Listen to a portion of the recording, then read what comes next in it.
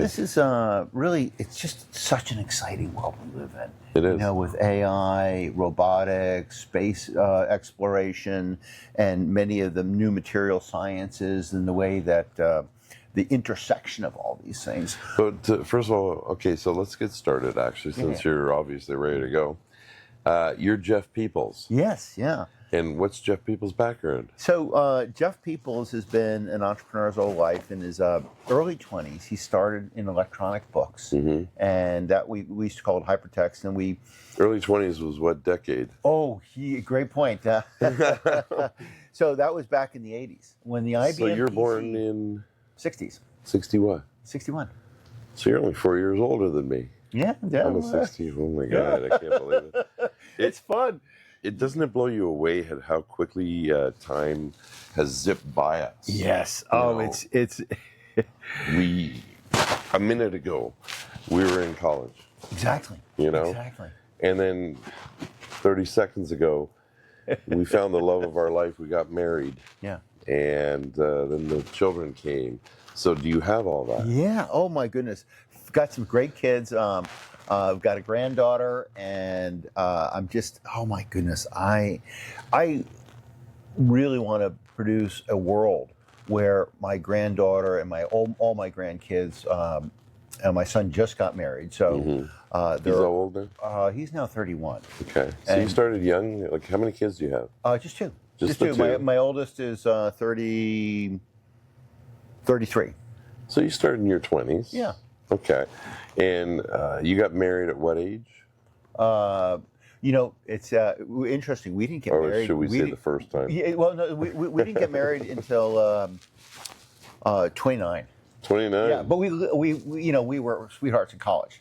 So we lived lived together in college, and then she went off to the Peace Corps, Right. and I started. You found a woman who was a Peace Corps type lady. Yeah, she she was Man, so. she must have a beautiful heart. Yeah, beautiful heart. But when she came back, she was like, I'm going to go work for Fidelity. I want corporate America. And she was, she really wants more structure. She saw that part of the world, and it was, she decided she really wanted to be a librarian, a library science, and did that. And How long have you been married now? we were together for 40 years. Now, I will say that we got divorced. She did not, I wanted to, I was running a business all around the world. And the truth is I did work a lot. You weren't home. And well, it was the beauty. I will tell you that one of the great things about being an entrepreneur is you can set your schedule. That's so true. she was working corporate America, and They set her schedule. they set her schedule. So, but I could take the kids to daycare, I could take them to school, I could do all of that. And I made enough money so that, we could buy a place right next to school and, have a life that was very great. And I got to take them all over. And so going to sports events and dance events and all that kind of stuff was really great. And I will say that, the freedom that made. But they had a privileged upbringing, obviously, because you've been making money since they were young. Making money and. But did you have a privileged upbringing?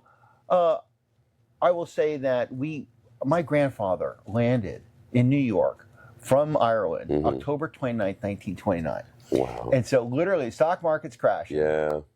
And the world he fell lands, apart. and the world was falling apart. But he didn't even have a high school education, but he was working for an accounting firm over in Ireland, and he got a letter of recommendation and became the number 2 guy at Pete Marwick.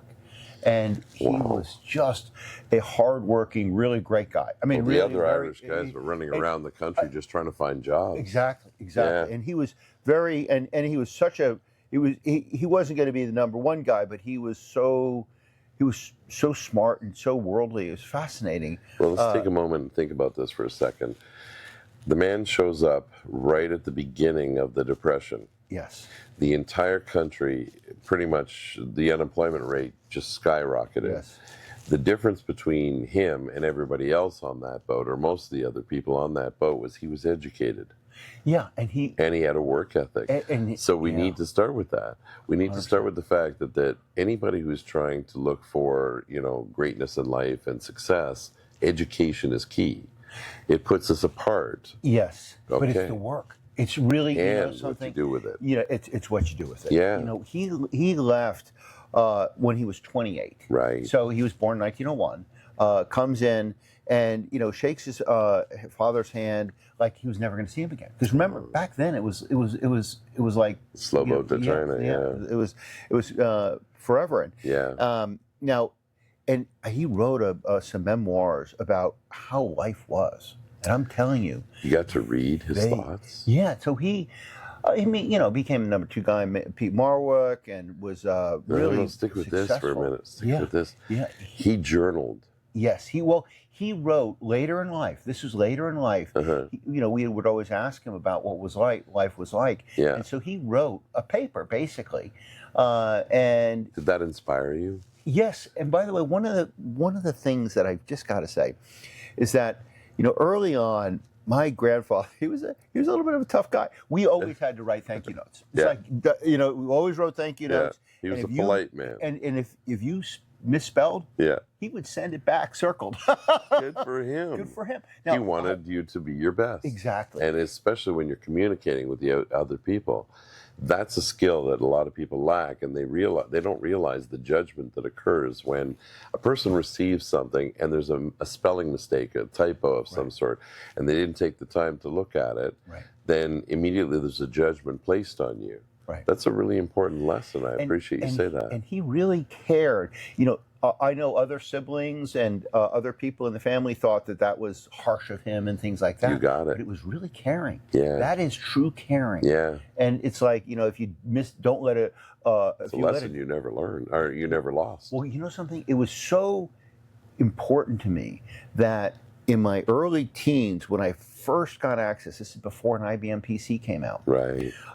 I could do a programmable keyboard using something called CPM, which is and I could make it check my spelling. Wow. And it was like, oh my goodness. And you created this. Yeah, and it was like, oh my goodness, this is like, and then shortly after that, so this is, by the time this came out was probably like 1980. Yeah, I started college in the 70s. Punch cards back then, right? Exactly. Yeah. Our first pros were punch cards, but this was basically an EEPROM inside a keyboard using something. It was like the Wang kind of systems pre Microsoft Word, and it was pre IBM PC. But I realized that PCs could do that. Yeah. It was like a very, very stark moment for me. It was like, okay, at first I was into the hardware and things like that, but right after college, I had some entrepreneurial things. We made sub-miniature billboards in New York and got them to the Hard Rock Cafe and had a lot of fun with a lot of things.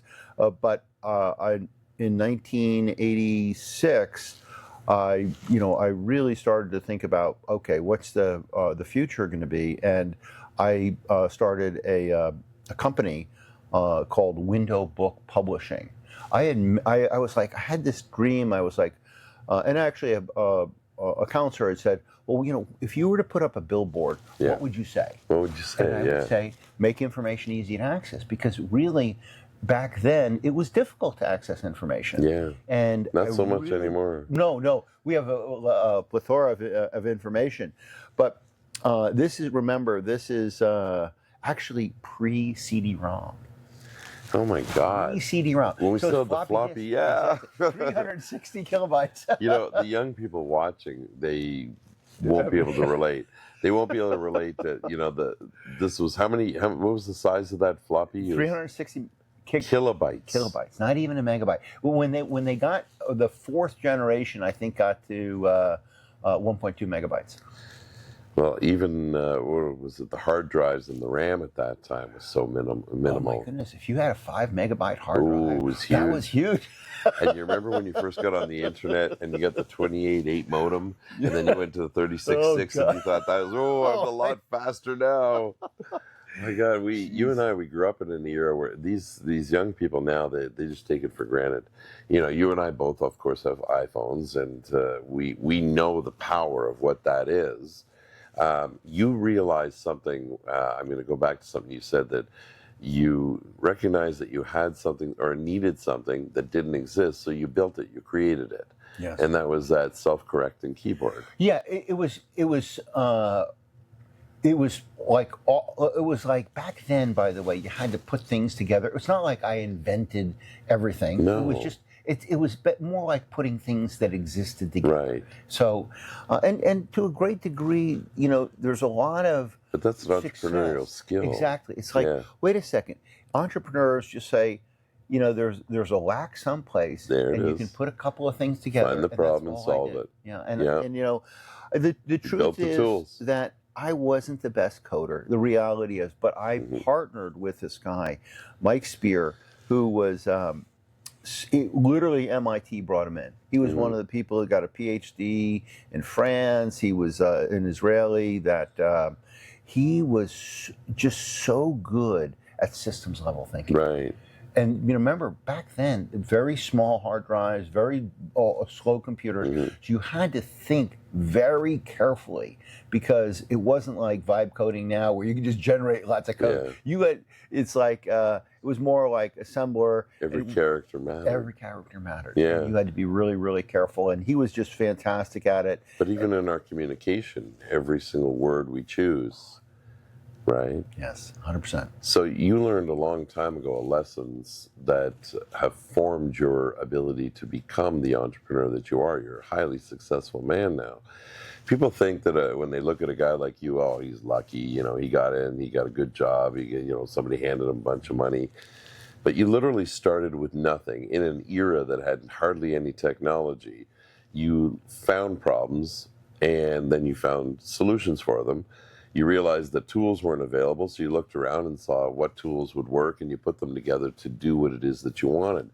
All of those are little pieces that actually created who you are and what you are, because you had the basic skills to recognize what it is that you required to be able to achieve the dreams that you had.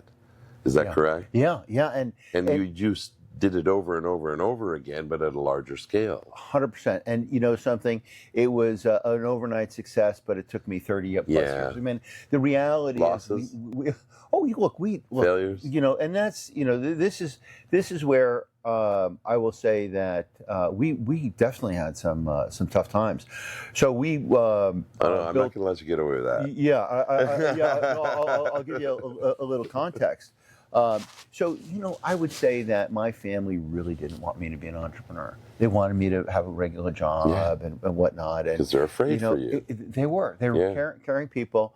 And so it's like, you know, they would say, oh, Jeff, you know, you don't make this much money. I started, just, you know, 1986.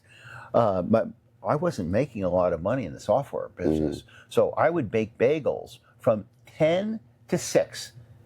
Every night I would bake bagels, 10 to 6. And then I would run the software company during the day. And somehow I got some sleep, and, you know, it was just amazing. Did you use the money from the bagels to fund your business? Yeah, exactly. Okay, so you need an alternate source of income as well. Always. While you're building. Always. Got it. And by the way, that's going to be critical in another part of the story. Yeah. So then I also, you know, I learned that you really need to also take care of yourself, because I was at some point just eating really, like, I literally lived in my office. Yeah. So, you know, Pizza it was too expensive. Yeah. And I would be, you know, you could get, believe it or not, 2 Jack in the Box hamburgers, 3 Jack in the Box hamburgers. I for did $1. that with A&W. Okay. And it was right down, and so I would be eating all this food, and it's, you know, something that really was not very good. No. And as a young man, I started to get over 200 pounds, and I was like, oh my goodness, this is, you know. And I was a good athlete my whole life. I mean, I was a very good hockey player and skier, and, you know, I was, you know, we were state champions at one point. And I'm telling you that we were. I just realized, and I actually read a book by Anthony Robbins, and it talked about eating, and I did the research in the back where he got his information, and then I read those authors, and I found out where they got their information. Material, yeah. And so I dug deeper, and I started to really shift my life into much more clean eating and whatnot. And that brought me to another side business, which was bringing in dried fruit and very specific dried fruit. Like if you bought bananas in the health food store, they would be fried, and fried was not good. No. And so even back then we knew that. And so I was getting a Kavanaugh banana dried over in Taiwan in a very special way that was much better for you. And so you're getting all the carbs, but what about your proteins? Oh yeah, well I'd still get things like burgers and stuff like that. But I started to integrate other kinds of. But from a business perspective, there was a demand for that kind of dried fruit that just wasn't available. And I found a source, and I could import it and whatnot. And so when we finally got married, because we were together for probably 10 years, she went off to the Peace Corps, came back, and I sold my inventory of dried fruit. Because at that point I had said, something, I've really got to just concentrate on the software business. You can't do too many things. And so I sold that, bought her a ring, and that was, had you been born 10 years earlier or 10 years later, this wouldn't have worked. I know. Every era's got its thing. Yeah. And by the way, I think it's all of a sudden happening again. It's the Really? funniest thing. So I built up that window book was the software. We were first a windowing environment on a DOS platform making electronic books, and we called it Window Book. Yeah. And we built that up, and one of the first clients we got. You were doing the first ebook. Yeah, we were the first ebook. We used to call it hypertext back then. You used WordPerfect probably at the time. Yeah, WordPerfect was one of the early adapters, but actually we wrote our compiler on something that predated WordPerfect, which was a dot command language, which was like Zix, but it was pre-word processing, or it was the earliest word processing. You put a .sp, and these are all text files, and so we learned how to write compilers for the English language, where we would take text files, compile them all up, and compact them. Because once again, remember, these were very small. And we would do credit policy guides for Chase Manhattan Bank. We would do, and then we got into, I was at MIT's Enterprise Forum, which, by the way, thank you, MIT. They've been very good. They were just down the street. And they had this thing where you could get together and all these entrepreneurs, and they've always been very good to support entrepreneurs. Mm-hmm. And Mike was from MIT, literally MIT brought him in. Is that how you guys met? Because something. Your world, you're meeting a ton of people, so you're networking all the time. So, what was the miracle that brought the two of you guys together? You know what it was is, I had this vision of producing information really easy to access, because this guy said, well, what do you want? I want to make information super easy to access. Right. And I was talking about my vision. It's always important to have a vision. And I was talking with some girls in a bar, and I was trying to pick them up, and she said, hard to believe. So, and she said, something, you got to meet this guy. I just read a white paper about this guy that wrote a white paper on hypertext. Right.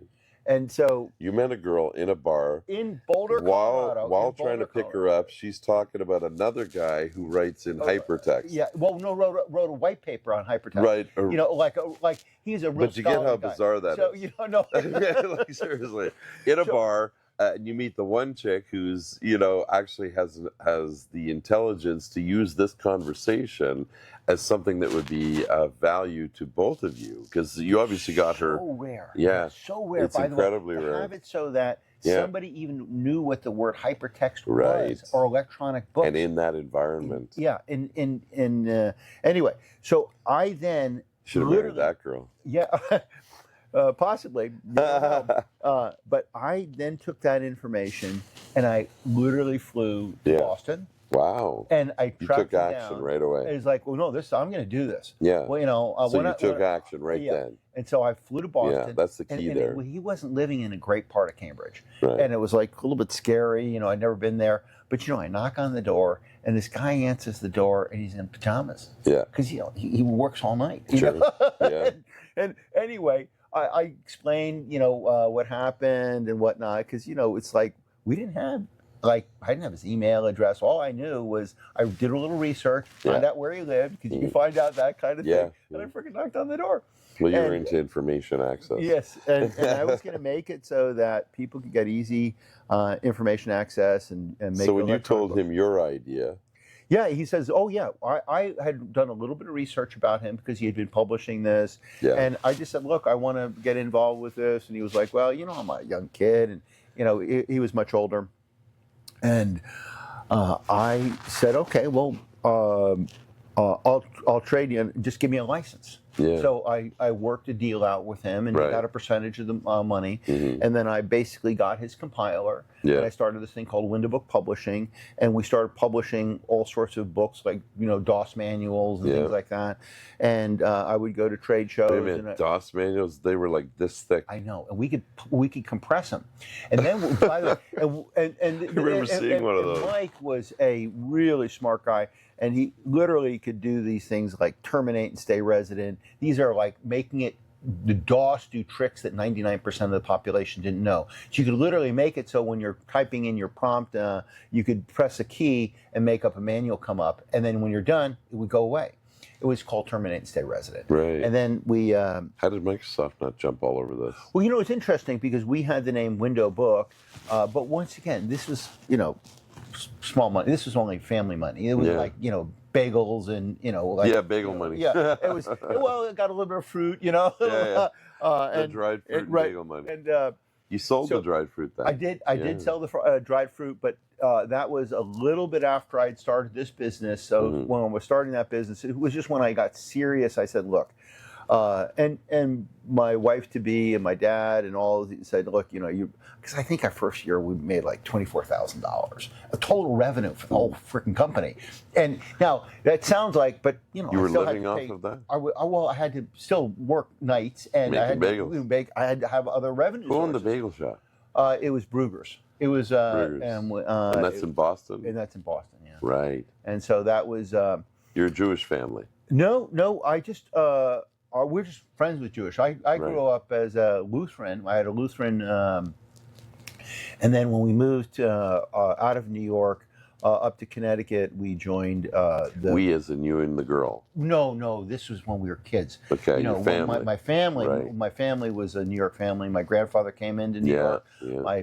My parents were both born in New York. A Right. little fun story about them is that they met. My parents. You don't see this anymore, Right. but they met in third grade, Wow. and they were like, and then they grew up, and then they didn't think of anything of each other. They didn't probably like each other at all, but they knew each other since third grade. And then God, watching and each then- other grow up from that age.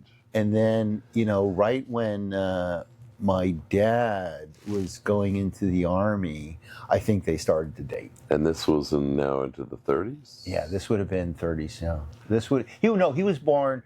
My dad was born in 34, so that would be 50. 50, so that you're talking Korean War. Yeah. So and then was he also in Vietnam? No, he was.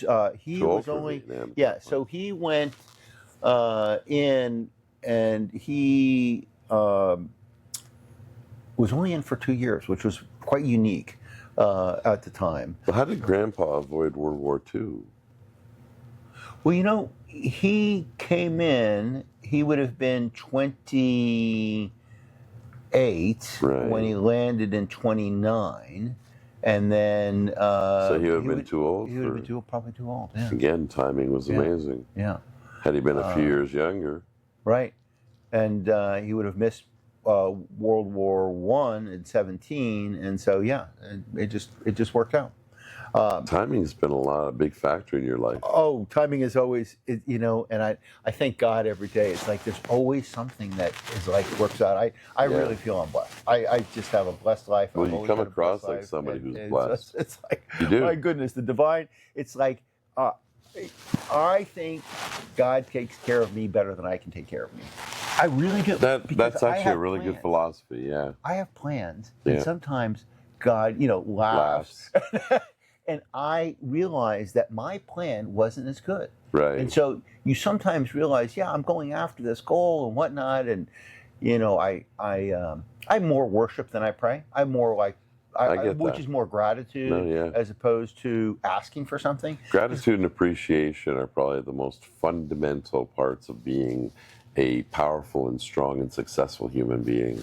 Well, certainly for my connection with the divine, Yes. gratitude is at the core.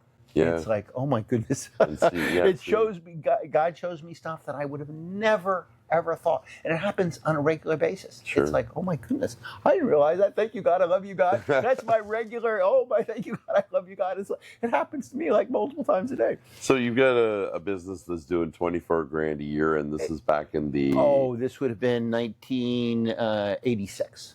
That's not a lot of money. No, not a lot of money, but we grew it every year, and every year it kept doubling for many, many years. And by 22, we were developing such great software that we were helping thousands of businesses save billions and billions of dollars. And you're selling it cheap, I bet. And we, I think they got a very good deal, by the way. It was an 8-figure deal, but I will say, just like the investment banker is, when you sell those deals, you got to realize that you're not going to get all your earn out.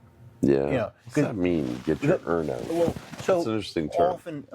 Often the way it works when you're selling a software company, you get so many dollars down. Like you sign, you get the wire. Right. But then you've licensed it. Then they have obligations to use what you have and pay you additional money. As a licensing agreement. Well, it's just an agreement. They now at this point they own the software. But to acquire that during the negotiation, you say, wait a second, they do it on something called EBITDA, earnings before interest, taxes, and depreciation. But there are things that we developed in the last year that we hadn't fully released. Sure. And so to acquire the company, we said, look, this is future revenue that we're definitely going to make because this is and all you've got to do is fulfill on your promise to... So you were in your 30s at this point? No. By the time I sold the software company, not until until 2022. So that's only 4 years ago, 5 years ago. Yeah. So tens of millions of dollars 5 years ago? Yeah. So it went from $24,000 to a business that was literally, we were processing our software, our clients generated 5 out of every 10 envelopes in America. And so think about that. That's billions of pieces of mail per month, billions of dollars. And so that was all, it was basically rate optimization. Yeah. So in other words, if you wanted to, there's 2 things you really want to do. One is you want to control the in-home date when the recipient gets the mail. Sure. And we could do that much better than the Postal Service by working with data and with logistics companies so that you could transport the mail very close to where it was going to be delivered. It's called the destination delivery unit. And so Amazon would use this technology. Well, they could use it, but any big mailer, any big mailer, and it was basically we would take all the data about, like, you're doing a mailing, the next guy's doing a mailing, and we would take all that data and we would created a term which I created, which was called post-pre-sort. Yeah. And so you basically take the pre-sorts, put them together, and you get a much better, efficient mailing. You save money. You do get how brilliant that is? It's simple and brilliant at the same time. Yeah, and because there's 50 people all sending mail out at the same time, and you figured out a way to save everybody money by compiling the metadata. The data about each of them, and you turn it into something that gets them a better.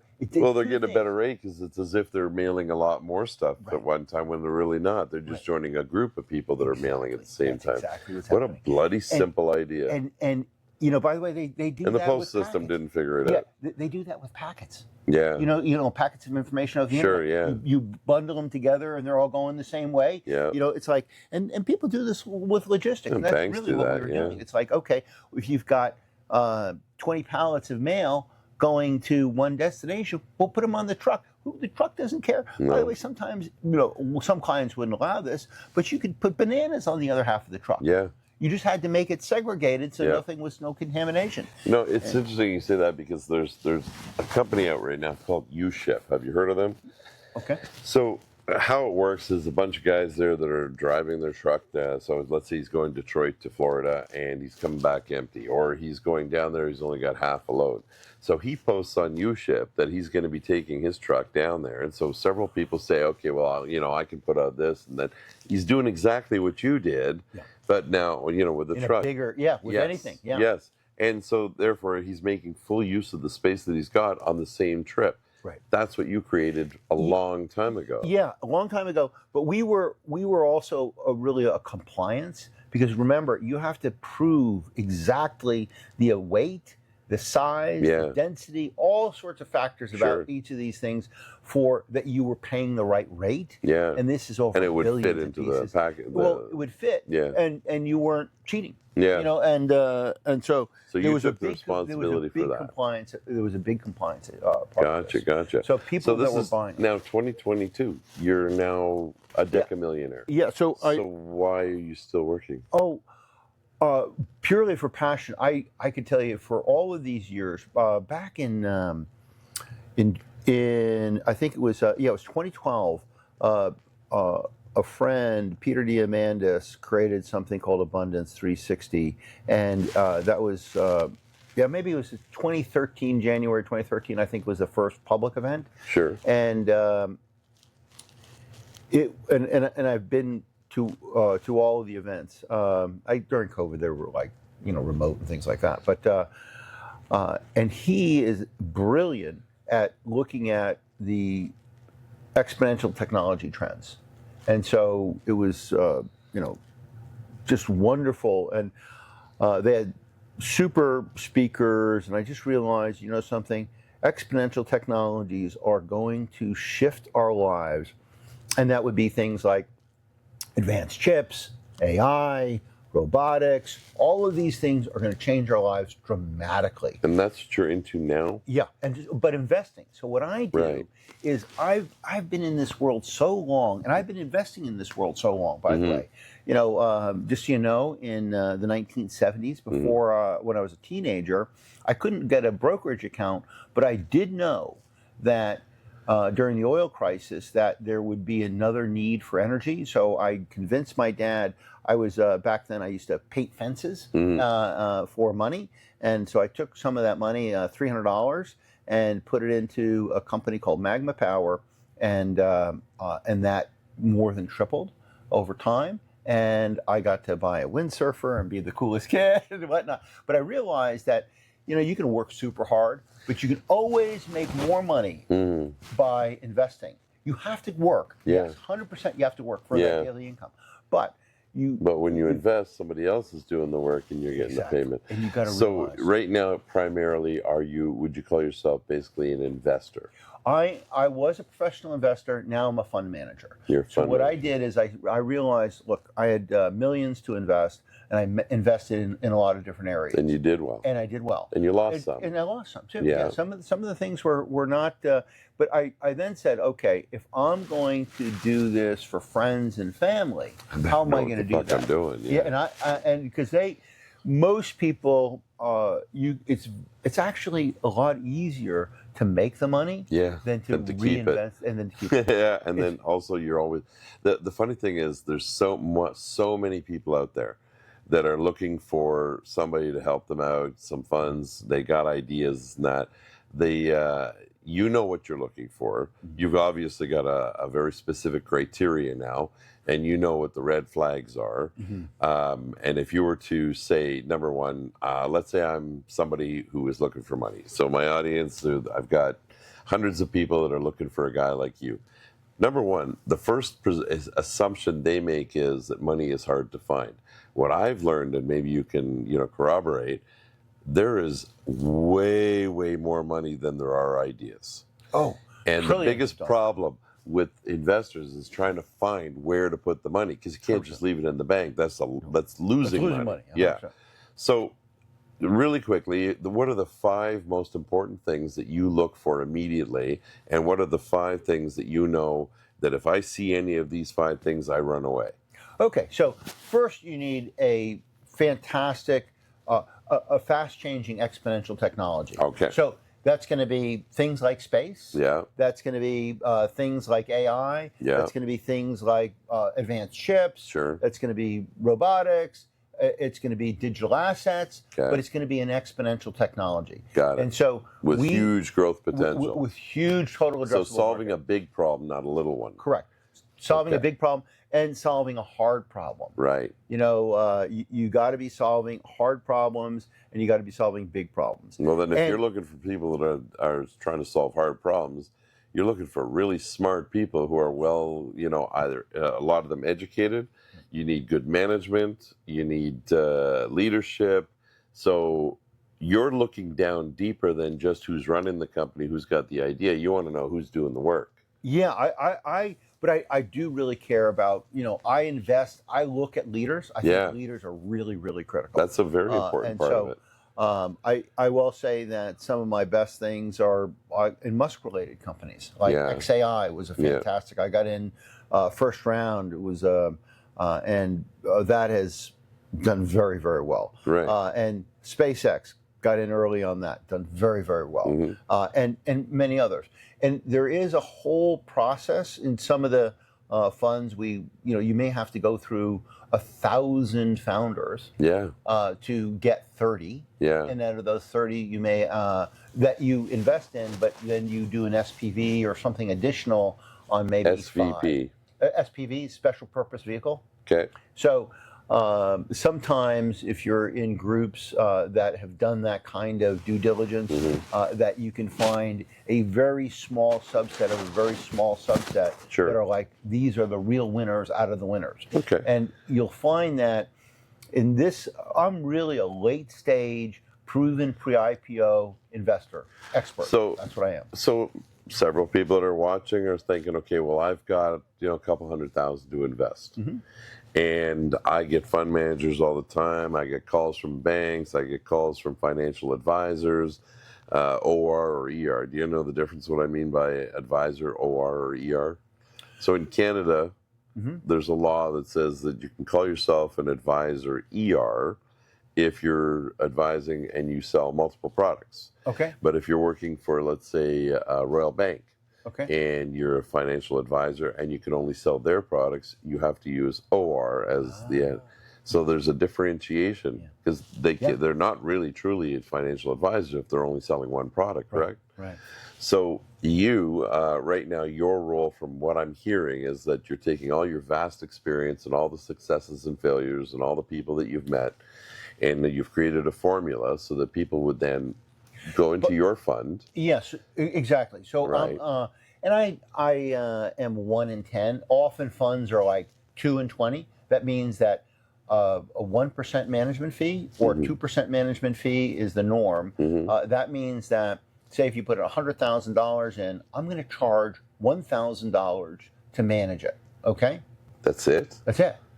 But I also have I get 10% of the upside. So if I get you into an investment that doubles, you take it on the back end, and so I'm basically, my incentives are we're all going to win. We're all going to win together. That's actually good for me. I don't make me. Anything. No, that's good for me. I like that idea. Yeah. The formula there says that you're so sure that the things that you're going to find are going to make money for me, that you're willing to take your money on the back end because you know that's where you're going to make your profit. Now, tell me 5 things that make you run from somebody who is trying to pitch you on an idea. For one, I don't. For my investors. Yeah. If somebody approaches you. For anything related to this, I don't even touch them unless they're doing $1 billion in sales. Okay, but no, that aside, you're talking about the minimum investments. No. I'm talking about or minimum revenues. The minimum revenues. Okay, but I'm talking about you meet somebody. What are the flags in that person, in the way they present themselves, the way that they express themselves, that make your brain immediately go red flag and you're hardly even listening? Things that they're saying that I know are not true. That would be one thing. So inauthenticity or lying, straight out lying. And it could be that they're just uninformed. They're uninformed, or they don't have enough knowledge. And they're just not experienced enough in the field. It's like a lot of these things, you can What about hype? Yeah, you can overhype. That would be like, okay, well, why do you need to overhype? Right. Why is it that you are doing that? And What so about desperation? Can you pick up on that? usually, I Yeah. think humans are very good at picking up just about everything. They're No, not all of us. no, oh, Some okay. of us Yeah, are. yeah. But I mean, as I got wealthier myself, and I'm not in your league, but I have. Yeah. You were at my league at one point, and you had some dollars to invest, and you had people approach you, and you were looking for things, and you might have had 100,000 at that time, so you're looking for a few ideas, and you invested a few bucks here and there, as long because it's not like you started investing now. You started when you had $5,000, $10,000. Oh yeah, yeah. So you made mistakes and you lost money. What was the reason that you lost money when you made those mistakes? What were the mistakes? What did you learn in hindsight that you missed? Well, one of the things that I realized is that, I am only going to work with really great entrepreneurs. Define. Meaning that they're consistent winners. Yeah. And once again, if you were to look at their history of what have they had an exit before, that's important. Have you seen what so is if you're looking for track record? Yeah, good track record matters. But then you're missing out on, like, okay, Facebook, the guy that came up with that, Zuckerberg. Yeah. Nobody had ever heard of this kid. He was just an idiot from university who was a dropout and who was a troublemaker. True. Had he approached you, you probably wouldn't have invested with him, would you? Not in the very first in the very first round. And I will tell you that it all depends upon where your wealth is. There's a lot of things to look at here. Yeah. Like if you have only $50,000 or something like that. Which a lot of people only have. Don't be going, because to some degree with Zuckerberg and Facebook, those are number games, because you have to say, look, we're going to, if you look at the funds that we run and that we invest in, you are saying, okay, you're going to have to do between 15 and 25 companies, because if you only do a few, the odds of you winning are too low. Now this is important. $50,000. Yeah. And you can only put that in one company. You're going to lose it. You're going to lose it. Yeah. Even if you win, you're only going to win a small. Somebody said that if you take 10 companies, you're going to lose on 3, you're going to break even on 4, and then you're going to win on 3. Yeah. And if you do win on 3, that 3 has to be high enough that it makes up for the break even and the loss, because the break even is a cost opportunity. Yes. Does that formula sound correct?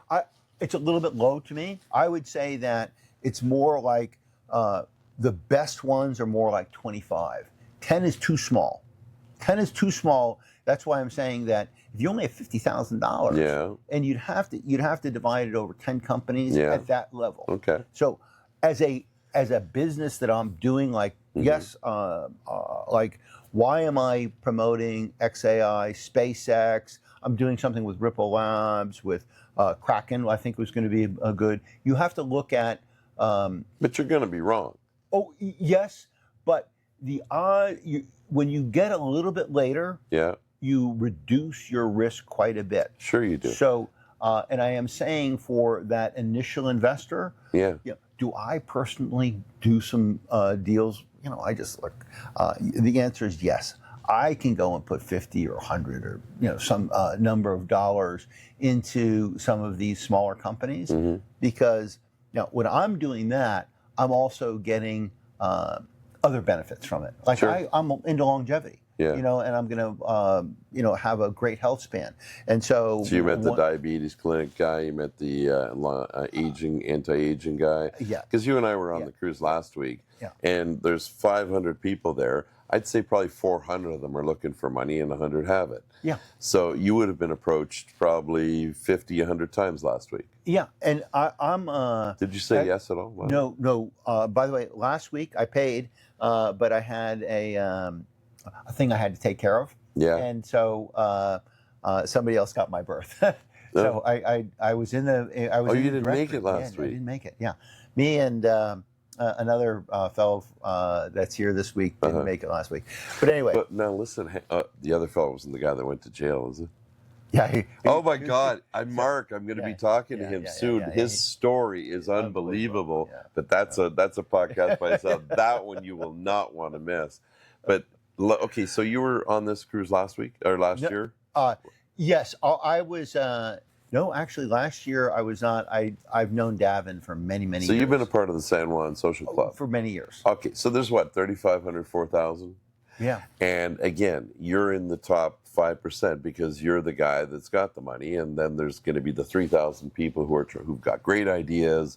They're in initial stages, they're in mid stages, they're building companies, and they're looking for Uncle Jeff to come along and help them out. Yeah, and I'm going to tell you that is a very, very difficult business to make it in. Yeah. The big business for me and for my investors tends to be a different. So when I'm putting my fund name on something, we're going after companies that have already, they're pre-IPO. Right. What most investors don't understand. So you're not even taking meetings with people who are looking for $500,000. Usually not. No. Usually not.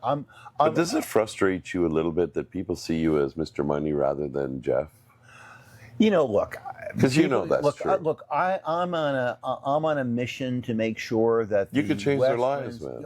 And I have. Yeah. As a matter of fact, one of the things that actually, really inspired me to do this was that before my dad passed, many years ago, I got him into an investment. Right. And he said, that was the best investment I've ever done. That's a great thing to hear from your dad, isn't it? It really was. It was like because it was a real estate investment. We bought a building that I gave him a sweetheart deal. Yeah. I gave him an ultimate sweetheart deal. Okay? Hey, you've made a lot of people a lot of money from what I've heard. But the one that mattered the most to you is Dad saying thanks. Yeah, because we're all still kids, and it's still our dad. It changed his life. Yeah, it changed his life because look, I don't know about, but married men realize that women try to control the money, and they do a really good job at it. Okay. Yeah. Well, they're good at paying the bills. Yeah. They're not the greatest at investing. No. Because they have more. They're more fearful. Yes. And they're very risk averse. Because women look for security and safety. Yes. Men, we're out there killing killing the beast, and we're taking chances, and we're taking the hits in the football and taking the hits in hockey. And women are not as risk takers as we are. So there is a definite need for both of us. Yes. She keeps the house, the mortgage and the insurance paid. You take some cash and you try to make it turn into 10. Got it. And what was so good for him is that when he wanted some cash, he would just tell me, Jeff, I need $10,000. Yeah. And we just send him $10,000. Yeah. And it was because it was a real estate deal. And by the way, always have multiple sources of income. Yeah. Always. Let's say that again. Because say it again. Always have multiple sources of income. Can we agree that one of the first steps that every entrepreneur should do is to try to pick up a rental property so they have a regular source of steady income from rental property plus an asset that's growing that they can leverage, that they can build upon, and then they can still work on their new projects. Yeah. But if they don't have banks first of all will treat you differently if you're a house owner. If you're a homeowner, 100%. You are in a different category immediately. Yeah, Sammy, I'm going to tell you that one of the best things I did, and this is quite early on, and it was, once again, I told you, Divine is always taking care of me. Yeah. Always taking care of me. Yeah. So I was like, okay, well, how are we going to do this? We were a small software company, and I kept walking by this building. Yeah. And I was like, oh my goodness, could I buy that building? I don't have the money to buy that building. Nobody ever does, do we? It was a commercial real estate building. Yeah, but we make it happen. I befriended the owner. Yeah. And relationship. Finally, and you can create what's called a cosmic bond. Sure. And he wanted to sell the building, and I said, okay, well, I'll tell you what, why don't you give me the mortgage? Yeah. I just could wrap up. Back then I could only get beg, borrow, and steal $20,000, Yeah. and bought it. And he carried the mortgage for years. Yeah. And then what that did, I set up a real estate company. So you didn't need a bank. Well, he financed it. Yeah, exactly. He financed it. So you don't always need a bank. And it was There's ways of getting money for your ideas and your projects and your real estate investments that you just need to be more creative. Did you hear what Jeff just said? He asked the question. So the key is that you asked the question. 100%. A lot of people are afraid to ask the question. Yeah. Yeah. And you don't realize that, other people have problems too. We all It's do. like Yeah. what I did. And hell, he might have just liked you and said, you know what, I don't need this, and if he fails, I'll just take it back and I'll just keep going. But if he does well, he's a good kid and I want to see him do well. Exactly. Remember, I'm in my likable. 20s. I'm in my 20s. Be likable. Yeah. And be very respectful and just look. Yeah. I paid the guy above interest, above normal interest. Yeah. So I realized what he wanted. Mm-hmm. He wanted to retire and move out of the country. Yeah. And so you gave him what he wanted. Okay, I gave him what he wanted, and was I reliable on getting that mony to him every month? Never missed a payment. Never missed a payment. I'm going to tell you. No excuses. And I was like, okay, if I had problems, by the way, you're going to have problems. Yeah. But, I became very creative in ways that I could borrow money, and, it's interesting you say that because student rentals is what I was doing. Okay. I still do. Windsor, Ontario. I got into it in 2012. Everything was going fantastic until COVID hit. Yeah. What the hell? I mean, in 150 years that this university was open, people weren't home. Yeah. That has never happened in the history of the world. Right. So you can't plan for everything. I mean, you do your best in every single scenario when you're looking at companies to invest in. You try to think of every worst case possible thing that can happen. Yeah. Suddenly, the kids went home. Yeah. So my income just suddenly disappeared. I mean, you can't force someone to pay rent if they're not in school. They actually went back to their home countries. A lot of them were, come from the States or from India or from wherever. So luckily, I had enough credit cards that I was able to keep paying the utility bills. Because the funny thing about real estate, if you have 10 rooms and only one person's there and you're collecting rent from one person, the bank does not reduce your mortgage. And apparently you have to still heat the entire house. Right. And you still have to have the hot water running. Yep. And the power has to be available for every room, not just the one that the guy's occupying. Yeah. Garbage collection, and rentals of garbage bins, the taxes, the municipal taxes. Not one single other business said to me, oh, listen, it's COVID. We're going to give you a break, for this period of time. I had to just keep going. Yeah. And I ended up with a massive amount of debt, but luckily I had built up the credibility to that point that it didn't wipe me out because I was able to utilize credit. Yes. So having your integrity, being an authentic person, having a backup plan, multiple sources of income, always looking for the next thing, trying to learn how to analyze the situation, gathering the information, processing, coming to a conclusion. Mm-hmm. All of those skills you learned while you were making bagels and starting off writing up your software, and you built on those skills. Yeah. So really, you're not a lucky man. You're hardworking and a persistent, and you developed your skills bit by bit. So none of us that have gotten to the level that, there was few that were on this group that got to your level. I heard there was 1 or 2 billionaires that joined us. Yeah, I'm sure, and there's always a bigger fish. Yeah, I actually, that is part of my goals. Is I really do think that. If you have the other one, I would add is adaptability. Adaptability, yes. And this is really a key for me, and I hope for everybody, is to look at your thinking. Yeah. And something. Not all my thoughts have been accurate. Oh. So it's like, okay. I had a belief. Yeah. I had a belief. Was it limiting? What's that? A limiting belief or inaccurate? It's like, okay. Well, do I need to have that belief, or do I need to have that thought? So you got rid of the arrogance of I'm always right. Oh, that is death. That was death for me. And so, and to me, pride is the worst thing. Pride costs me more in money and relationships and jobs than anything else in my life. So when did you get rid of pride in your life? Oh, I'm I'm still looking at things and saying, I was like, okay, this morning I was going to go to this event, but I said, is it more valuable for me to go to that event or sit here and work on my open claw because I've got this new idea that I came up with? Yeah. And I said, you know something? It is more valuable for me to go and work on my open claw. And I love vibe coding. Oh my goodness. This is just like a world that kid again. Oh my, I am. I'm staying up till 3 in the morning. And it's like, I could tell you, I feel like just starting a whole new thing. Yeah, you're not a 60-year-old guy. And here's the weird part. Tell me if you can relate to this, okay?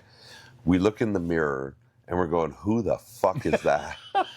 I swear my brain is still, I'm a 20, 30-year-old guy. 100%. Are you a single man at the moment? I am. All right, but tell me this. I got to ask, okay? You go and you see this beautiful girl. She's 28, 35, and you're feeling all suave and charming and everything. So you start chatting her up. And next thing you know, she's looking at you like you're a creepy old guy. And you're like, wait a minute. She's looking at a 65-year-old guy, and I'm sitting there thinking I'm a 30-year-old handsome, charming dude. You're in better shape than me, but still. It's hard for us to relate to that. No, it is. Yeah. And by the way, those beautiful ladies they're always going to be beautiful. Yeah. And look, I make. Yeah. I could tell you, I definitely have been investing in women for a long, long time. That's an interesting perspective. No, investing in women. No, I do, because it's like you invest in their skill development for like becoming better coders, better, and helping them grow. Sure. Because it's not like they all had people that could give them honest. Is it still a male-dominated world in that area? Look. People say, there's trade-offs in anything. Mm-hmm. I would say that, my experience that some of the women that you may have really won, but you didn't have that relationship with your kids and all that kind of stuff, and that you lost in that area. Do you have a good relationship with your kids? Oh, fantastic. So do they automatically think, well, Dad's rich, I don't have to do much because I'm going to get all that money from the old man? The reality is that my kids actually both work in corporate America. Yeah. But they don't have to. Well, no. They have to. I'm not gonna. They're gonna. That's the question. No. If the kid said, "Hey, Dad, you know what? I just want to enjoy life. Can you buy me a yacht and a car?" Yeah, absolutely not. Fuck no. No, fuck no. Look, I actually think that what my life is a cycle between struggle and recovery. Yeah. Struggle and recovery every day. Powerful. Every day. I'm not kidding you, Sammy. Yeah. I get down and I will do something that makes me physically struggle or mentally struggle, or usually both. Because it's like... And that's what keeps you sharp? Oh, that's what keeps me going. And I would say that if I didn't do that, I'd be dead. So you're not only looking for problems to solve in others, you're creating problems for yourself to solve. No, I don't need to create problems. But it sounds like you do. No, I don't need to create the struggle. them. What is the struggle? Well, the struggle is that if you want to get into a flow state, you really want to go to something, I'll speak for myself, and I will also speak for many people that have researched on this. And Stephen Kotler is one of them. There's a great MIT guy that wrote Flow. I'm going to butcher his name. It's Mihai Csikszentmihalyi, Czechoslovakian guy. And one of the processes, if you really want to accomplish great things, you are going to put through a period of time of struggling that. Yeah. It's like if you're developing something in AI now or whatnot, if Sure. you're not doing that, if you're just casually doing it, it's like, okay, no, I'm going to keep beating on it. I'm going to keep beating on it. Well, if you don't do that, it's already been done. There's nothing there to accomplish, right? So I find that I have to go through that for a period, and then you Sure. get into a flow state. Yeah. So it's just That part stimulates of that. your juices, doesn't it? It's like, oh yeah, I can overcome that. It's like, oh my goodness, and you know, at first there's almost like a frustration to it. It's Yeah. like, oh well, what about this? It should be that or whatever, and I just keep going at it. Jeff, an hour's not enough, man. And I've got somebody coming So in. anyway, Would you be willing to do part 2? sure. We've got 3 more C days, okay? Yeah. And if you can pull some time aside, there's like, we have just scratched the surface, and I swear to God, there's so much coming out of you that, as you noticed, I'm trying to pull it and then put it into the lesson, to pull it and put it into the lesson. Yeah. You have so much to share, so much to teach, because Well, you're plain spoken in a lot of ways, but you're incredibly intelligent at the same time. The thing is, for the listeners, if you just take some of these things and implemented it over time. That's the other thing, is that it's not like, oh, I'm going to get this and I'm going to be an overnight success. No, The success. you have a 30-year overnight success. Yeah. And that is the I can tell you, consistent message. like, for instance, right now, my way of doing physical exercises every day, I increase it by 1 second. And I've been doing it for years. No kidding. Yeah. So you're up to 2 million seconds. No. It's going to be. I'll give you the number. It's going to be 15 minutes and 18 seconds today. That's an incredible. So it's only about 3. You're not even. You know, that could be applied to study. That could be applied to reading a book. That could be applied to many different behaviors in our lives. If I'm going to go for a walk, I'm going to increase it by a second. 1 second. But the beauty is, I'm not trying to accomplish like a thing. I'm saying, how many years am I going to do this? Right. It's a different kind of thing. It is. It's a complete. Plus, you're playing creating the habit and a commitment to 100%. yourself. A commitment to yourself. And do you keep your promises to yourself? It turns out to be about maybe 7-10 days a year. Yeah. It's like I'm traveling, Yeah. or if I'm. There are times where I don't get that 15.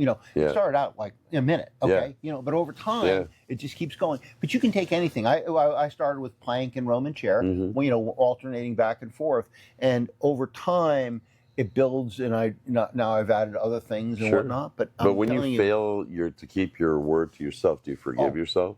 Well, you do, but the way that you do that is, okay, you make a new commitment, and you get back to it. Right. You get back to it because. So integrity isn't always about keeping your word. It's about changing your word when you can't keep your word, and then keeping that word and informing the other or yourself that this is the new agreement. Yeah, I call it repromising. Repromising. Yeah. Thank you so much, Jeff. Yeah. You're incredibly pleasure. interesting. I can't wait to do part 2.